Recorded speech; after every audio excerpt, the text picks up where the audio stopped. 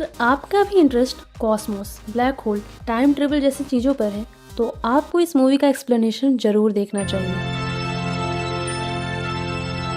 कहानी शुरू होती है आज से कई सालों बाद, जहां कूपर नाम का एस्ट्रोनॉट अब खेती करता है, क्योंकि दुनिया को अब इंजीनियर या साइंटिस्ट की नहीं बल्कि फार्मर्स की ज़रूरत है। खेतों में मिट्टी के तूफान आना तो जैसे कॉमन हो गया था।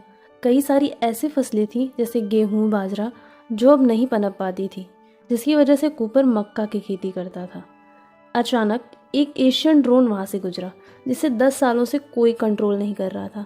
कूपर ने उसका पीछा किया ताकि वो उसमें लगी हुई सोलर बैटरी को अपने ट्रैक्टर्स के लिए यूज़ कर सके।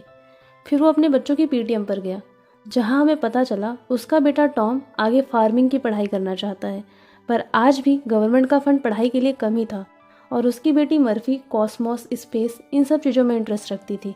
पर प्रॉब्लम ये थी कि स्कूल की बुक्स में ये सारे कंसेप्ट हटा दिए गए थे ताकि लोग बस खेती पर ध्यान दें, जो अब सर्वाइवल के लिए ज़रूरी था। मर्फी को स्कूल से सस्पेंड किए जाने पर वो बच्चों और ग्रैंडपा के साथ बेसबॉल के मैच देखने पहुंचता है, जिसे तूफान आने की वजह से रद्द करना पड़ा।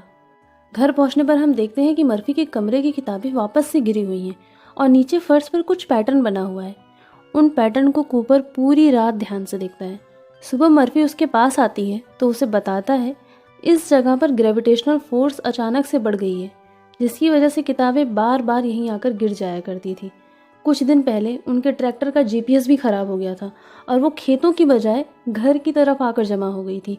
और ये पैटर्न बाइनरी कोड है। मोटी लाइन का मतलब 1 है और पतली लाइन 0। ये एक ऐसी भाषा है जिसे आमतौर पर मशीन्स में यूज़ किया जाता है। फिलहाल ये एक जगह के कोऑर्डिनेट्स की तरफ इशारा कर रहे हैं। मर्फी भी बिना कूपर को पता चले उसकी कार में छुप जाती है और उसके साथ उसी लोकेशन पर पहुंचती है, जो कि नासा का ही एक सीक्रेट ब्रांच है। एक्चुअली कुछ सालों पहले ही नासा जैसी कई ऑर्गेनाइजेशन बंद कर दी गई थी और आज भी सीक्रेटली इस ऑर्गेनाइजेशन को फंडिंग मिल रही थी। वहाँ की सिक्योरिटी कूपर को लेकर एक मीटिंग रूम में लेकर जाती है, जहाँ कूपर की मुलाकात प्रोफेसर ब्रैंड से होती है, जिनके साथ कूपर पहले भी नासा में काम कर चुका था। ब्रैंड को पता था कि कुछ सालों में धरती पर मक्का भी एक्सटिंक्ट हो जाएगा। वो कूपर को बताता है जिस हिसाब से नाइट्रोजन की मात्रा धरती पे बढ़ रही है, आने वाले टाइम पर ऑक्सीजन की वजह से मौत हो सकती है, क्योंकि ऑक्सीजन आने वाले टाइम पर कम हो जाएगा और शायद उसकी बेटी की जनरेशन इस धरती की आखिरी जनरेशन हो। जिससे बचने का बस एक तरीका है कि हमें हमारी धरती को छोड़कर किसी और प्लैनेट पर जाना पड़ेगा। जहाँ कूपर था वो खुद एक बड़ी स्पेसशिप थी, जिसमें एक साथ कई सारे लोगों को लेकर जाया जा सकता है, पर उसके लिए बहुत फ्यूल यूज़ होगा, जितना धरती पर तो नहीं है। पर अगर ग्रेविटी को कंट्रोल करने वाली इक्वेशन सॉल्व हो जाए तो कम फ्यूल में भी ये पॉसिबल है। पर ब्रैंड पिछले 40 सालों से सही इक्वेशन का पता नहीं लगा पाया है। ब्रैंड कहता है अगर वो इक्वेशन नहीं ढूंढ पाते हैं तो उनके पास कुछ फर्टिलाइज्ड एग्स हैं, जिन्हें किसी प्लैनेट पर विकसित होने के लिए छोड़ दिया जाएगा और हमारी इंसानी सभ्यता को हम बचा पाएंगे। पर सवाल ये था कि वो प्लैनेट हम ढूंढेंगे कैसे, जिस पर हमें आगे पता चलता है नासा ने स्पेस में एक एंडोरेंस नाम का स्पेसशिप है, जिसमें इतना फ्यूल है कि काफ़ी दूर तक ट्रैवल किया जा सकता है।